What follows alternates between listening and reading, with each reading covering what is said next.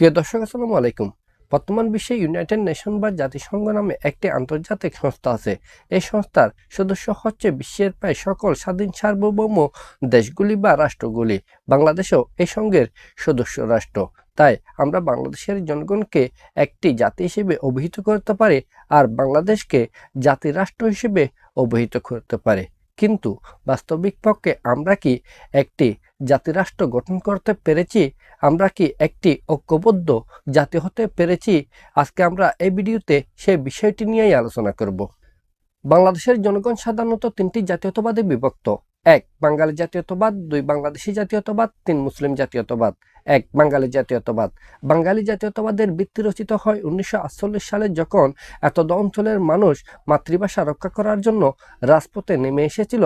রাজপথে আন্দোলন সংগ্রাম গড়ে তুলেছিল।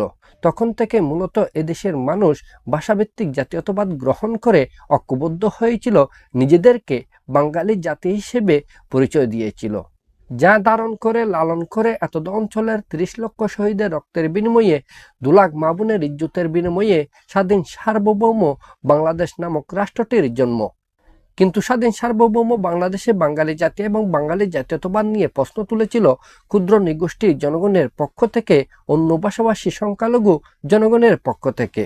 তাই পরবর্তীতে শহীদ প্রেসিডেন্ট জিয়াউর রহমান বাঙালি জাতীয়তাবাদের পরিবর্তে বাংলাদেশি জাতীয়তাবাদের প্রবর্তন করেন, যাতে করে বাংলাদেশ নামক ভূখণ্ডের অন্তর্ভুক্ত সকল ভাষাভাষীর মানুষ, সকল ধর্মের মানুষ ঐক্যবদ্ধ হতে পারে, একই জাতিতে পরিণত হতে পারে।